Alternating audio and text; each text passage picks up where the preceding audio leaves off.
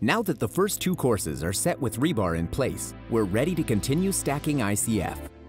Here's what you need to keep in mind as you progress. All odd and even course joints should always line up. Rows 1 and 2 set the example for the rest of the rows, and there should always be a 12-inch overlap for each row. Remember to install horizontal rebar as required. After row 3 is complete, check all walls are level. Don't worry if you're slightly off, as you can shim or cut blocks as needed. Window layout should be considered and marked out at this stage. SuperForm recommends the bracing system should be installed by the 5th row. Lay out the location of the bracing system on the wall starting in the corner. There should be a brace 3 webs in one direction and 4 webs in the other direction at the corner to prevent interference with each other. Measure and mark the rest of the braces on the wall every 6 feet, ensuring they can be secured to a tie. Plan ahead so the bracing won't interfere with any floor ledger boards or penetrations later on. Don't worry, we'll explain this more. ICF Bracing Systems. This video is for educational purposes only, safety on all job sites, and won't assume liability for any bracing systems. A bracing set is made up of a vertical channel, a diagonal turnbuckle, scaffold plank support, and a handrail attachment if necessary. Stay safe and follow all local safety protocols.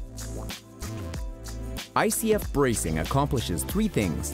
First, it keeps the wall in place by giving it a diagonal support and keeps it from blowing over. Secondly, it acts as a scaffold to complete the higher ICF rows and to pour the concrete. Thirdly, bracing straightens and plumbs the walls and keeps them aligned with an adjustable diagonal turnbuckle.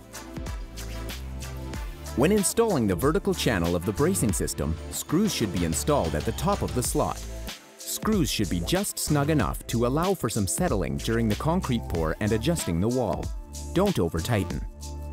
You can ensure the channel is plumb by lining it up perfectly with the cut lines, which will also make sure you don't have trouble hitting the tie in later courses. Then, simply install 1 screw per course. Next, connect the diagonal turnbuckle brace to the vertical channel using a bolt and nut or a supply gravity pin. Before securing the brace to the floor, make sure the bracing system threads are at about the halfway point, so there's plenty of room to either push the wall out or pull it in. Secure the diagonal turnbuckle to the ground using a stake into dirt or screw into the floor through the foot of the brace. The scaffold bracket will be dropped in next. Then the scaffold planks can be installed. Remember to secure planks for a solid walkway. If required, install the handrail brackets and handrails.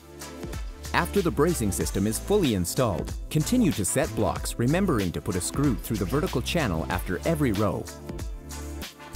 Save some time and keep yourselves safe by having one worker on the ground, handing blocks and materials to another worker on the scaffolding. Thank you for watching this video in our SuperForm installation series.